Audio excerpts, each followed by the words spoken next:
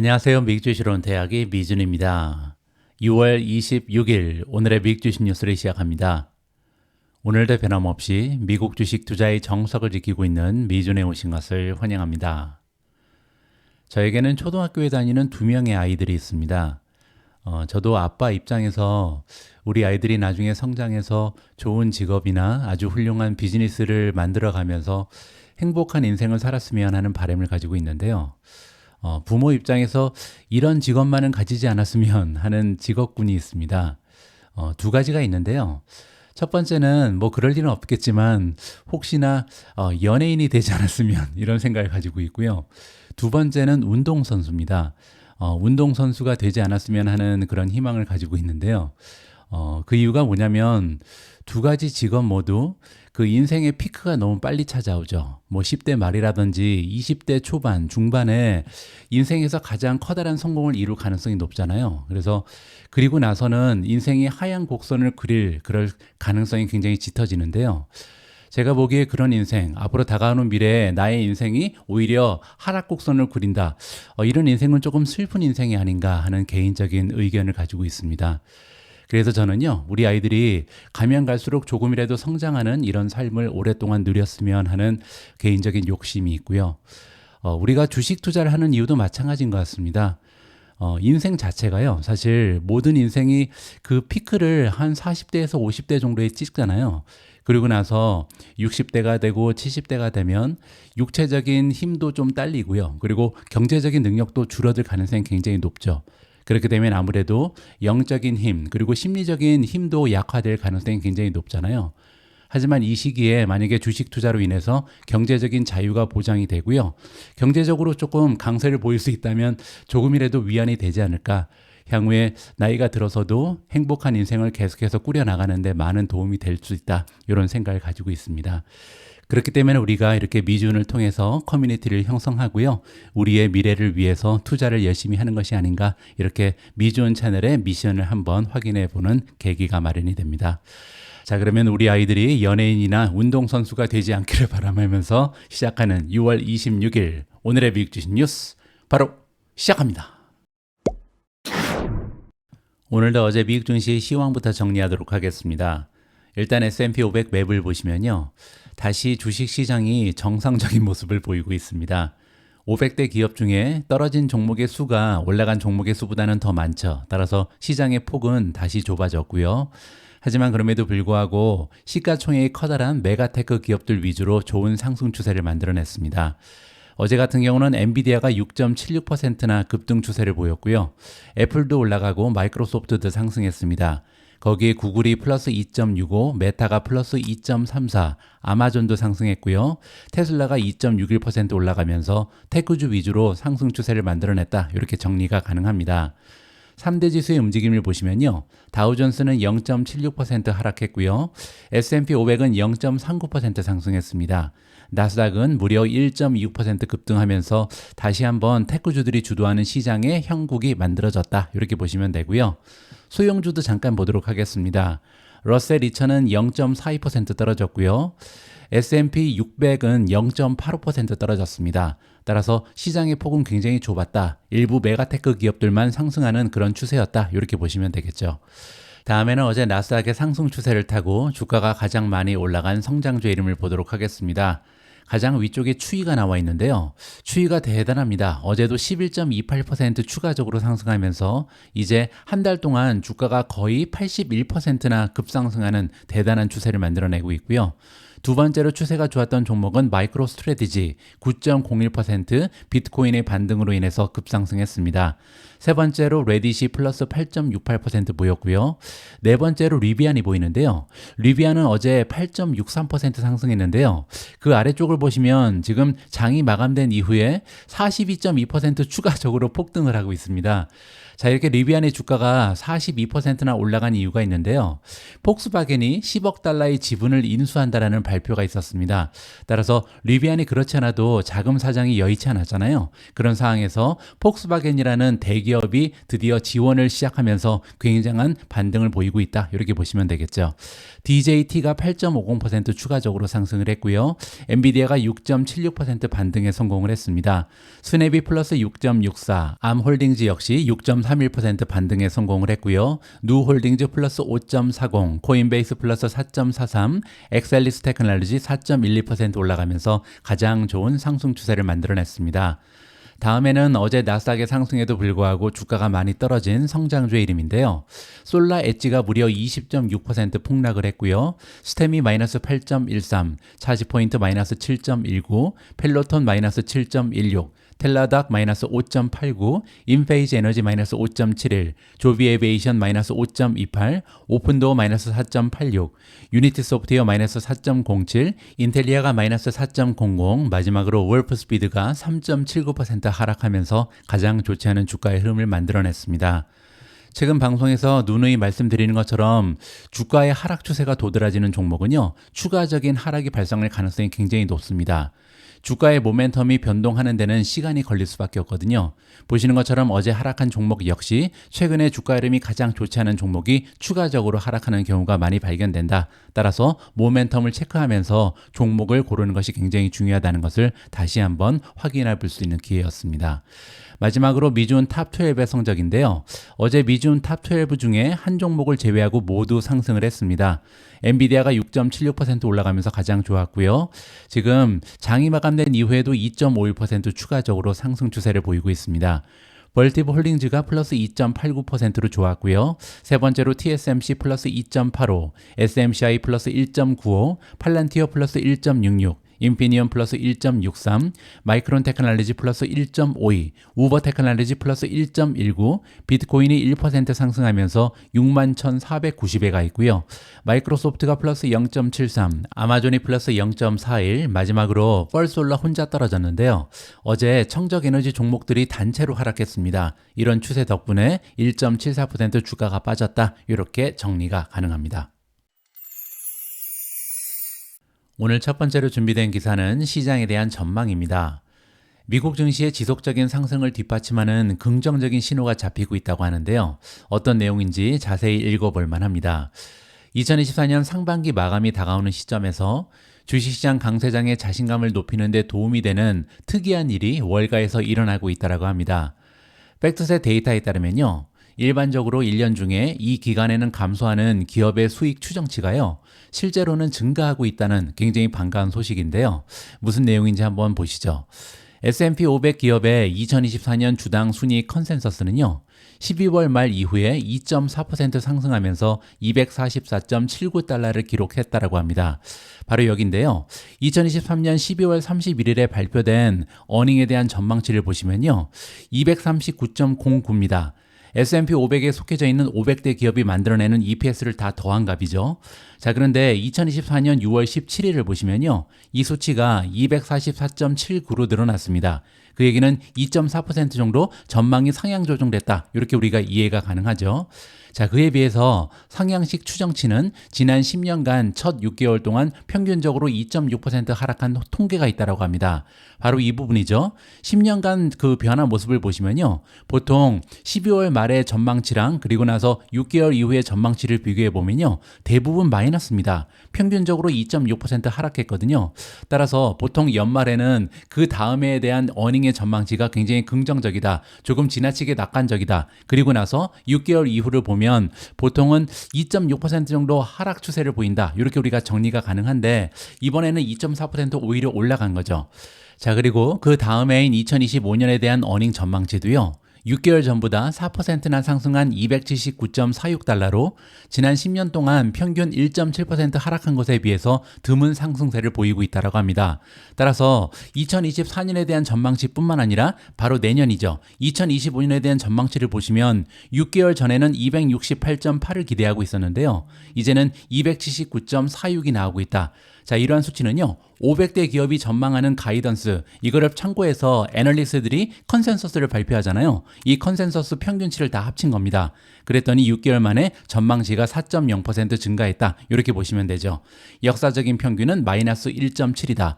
따라서 원래 기업의 어닝에 대한 전망치는 상반기에 보통 하향 조정되는데 올해 같은 경우는 반대로 오히려 올라가고 있죠. 따라서 2024년도 물론이고요. 2025년까지 건강한 주식 상승률을 우리가 좀 기대해 볼 수가 있다. 분위기가 좋다. 이렇게 보시면 되겠습니다. 최근 수치에 따르면요, 월가의 애널리스트들은 S&P 500 지수가 2024년에는 전년 대비해서 11.3%, 그리고 내년에는요 14.4%나 어닝이 성장할 것으로 예상이 나오고 있다고 합니다. 주가는 실적 곱하기 멀티플이잖아요. 따라서 멀티플이 변하지 않는다면 이렇게 실적이 11.3% 그리고 14.4% 올라가게 되면 주가는 거기에 비례해서 올라갈 가능성이 높다. 이렇게 긍정적으로 해석이 가능하죠. 따라서 이러한 낙관론은요, 시장의 회의론자들이 만들고 있는 악재 목록이 이미 길어지고 있는 상황에서 낙관적인 투자자들한테 용기를 불어넣고 있다. 이렇게 얘기하는데요. 지금 현재 시장의 하락을 예상하는 사람들이 얘기하는 악재는 다음과 같습니다. 첫 번째로요, 대형주의 밸류에이션이 높아 보인다. 최근까지 한 2년 가까이 미국 증시를 이끌어왔던 종목은 다 메가테크 기업들이잖아요. 자, 이러한 대형주들이 밸류에이션이 너무나 높다. 이제는 밸류에이션이 하락할 때가 됐다. 이러한 악재를 지적하고 있고요. 두 번째로요, S&P 500을 이끌고 있는 종목이 단 하나죠. 사실 메가테크 중에 매그니피선트 7이 아니라 매그니피선트 1이다. 이런 얘기까지 나오거든요. 따라서 엔비디아에 대한 의존도가 너무나 높다. 이게 두 번째 악재고요. 세 번째로 11월에 다가오고 있는 대선을 중심으로 한 정치적 리스크가 과소평가되고 있다. 이러한 이야기도 납니다. 자, 그리고 네 번째 보시면요, 미국 경제가 수십 년 만에 최고치를 기록한 금리의 부담으로 이미 하락하기 시작했음에도 불구하고 연준이 아직까지 금리 인하를 할 기미를 보이고 있지 않다. 따라서 지금 경기는 굉장히 빠르게 냉각되고 있는데 아직까지도 금리가 너무 높다. 그 얘기는요, 리세션의 확률이 높아진다. 이러한 악재 사항을 정리해주고 있습니다.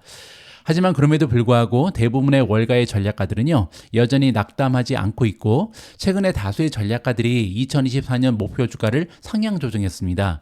그들 중에 일부는요, 점점 더 밝아지는 전망을 정당화하기 위한 논리로 기업들의 실적 상승 전망을 강조했다.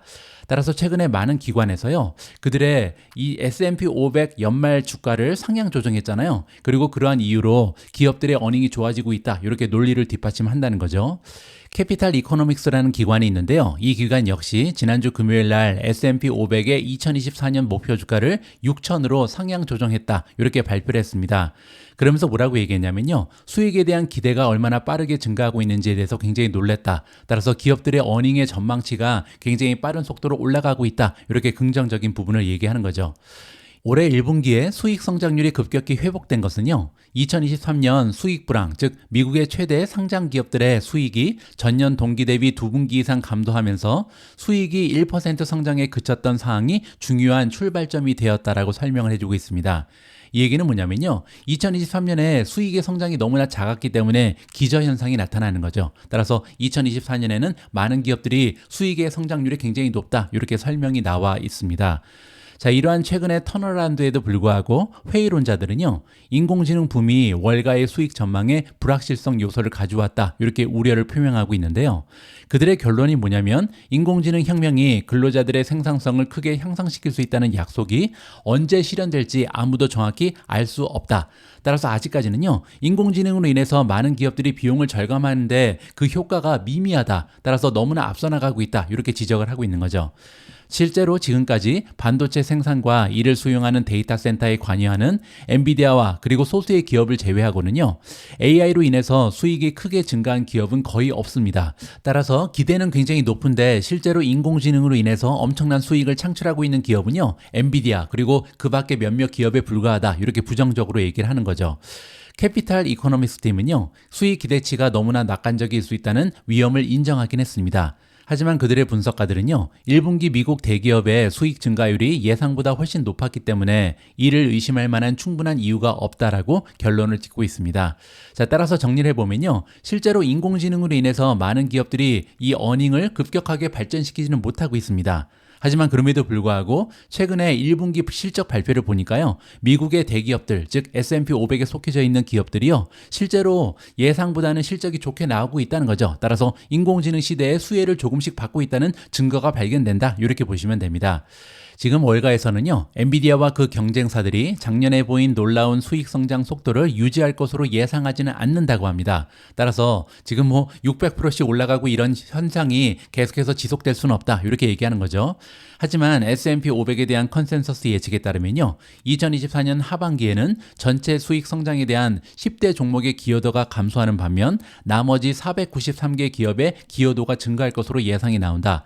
따라서 지금까지는요, 사실 7개 기업이 시장을 이끌었는데 앞으로는 그럴 필요 없다. 왜냐면 나머지 기업들이 힘을 낼 것이다. 이렇게 얘기하는 거죠. 그리고 이러한 추세는요, 2025년 1분기까지 지속될 것으로 예상이 나오고 있습니다. 자, 이제 중요한 질문이 있다 그러는데요. 바로 마진에 대한 성장입니다. 일부 부정적인 투자자들은요, 월가의 수익 기대치와 매출 성장에 대한 기대치 사이에 잠재적으로 문제가 될 수 있는 불일치가 있다, 이렇게 주장을 하고 있거든요.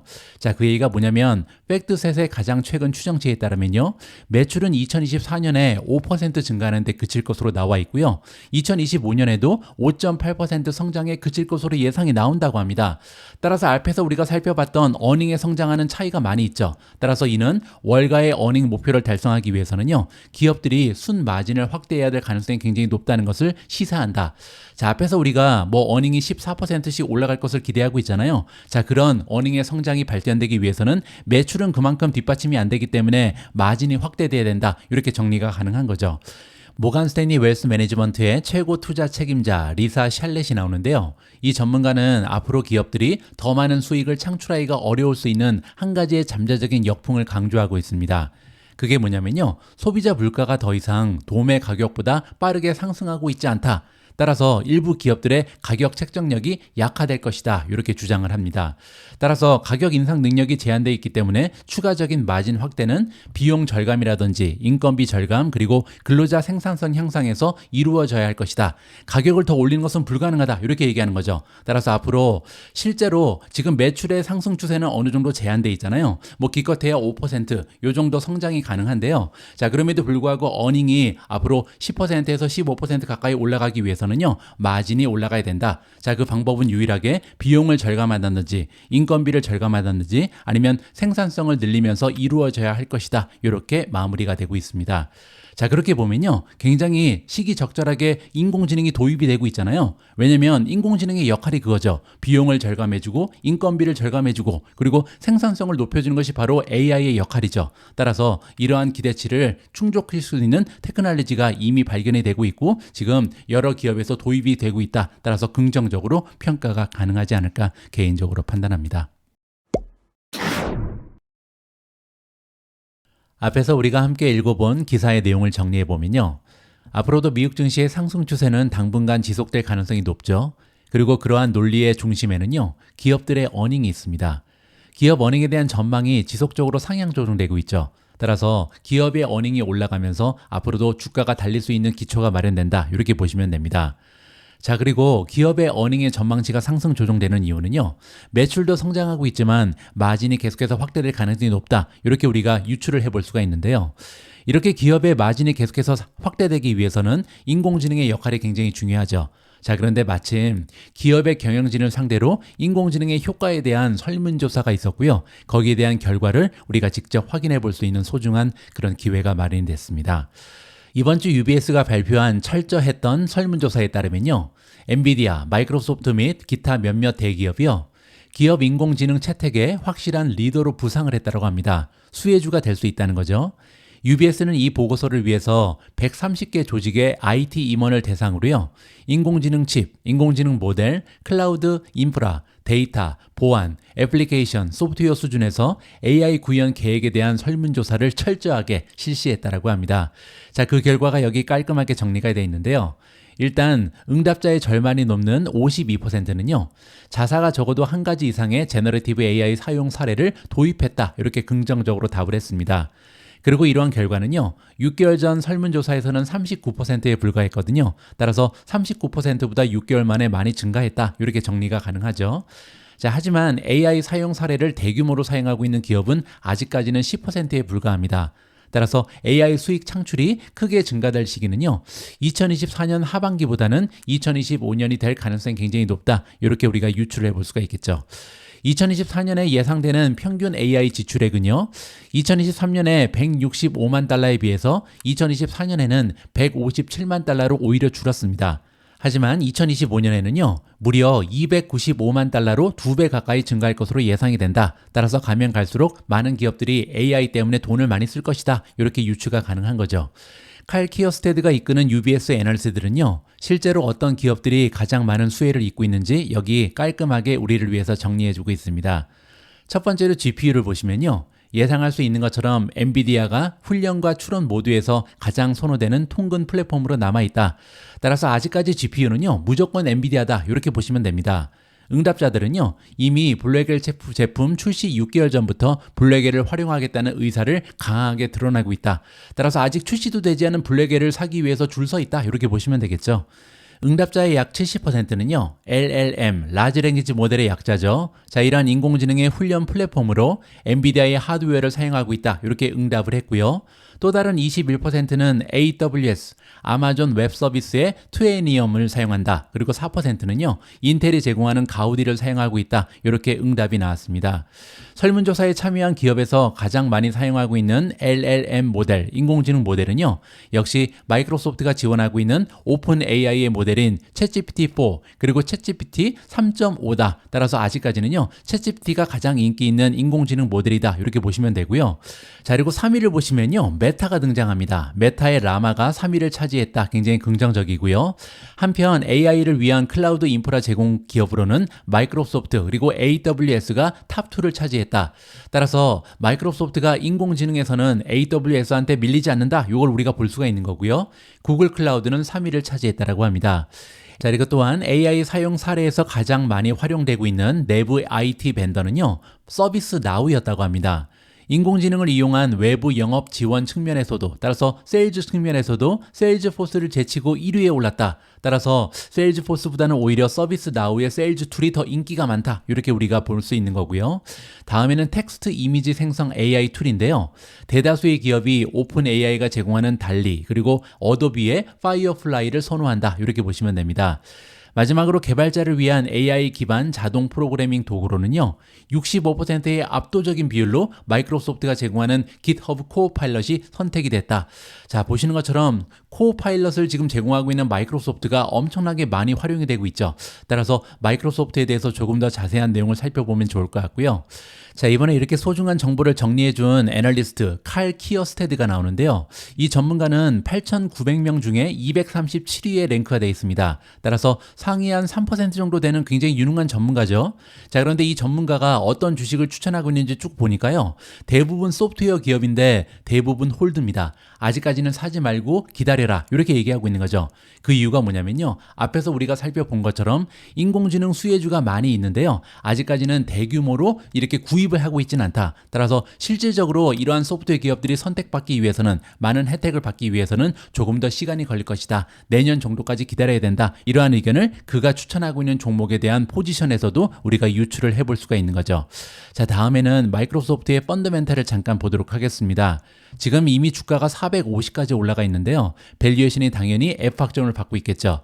자, 밸류에이션이 어느 정도로 높은지 잠깐 보도록 하죠. PE 레이쇼를 포워드로 보니까요, 37.9배가 있습니다.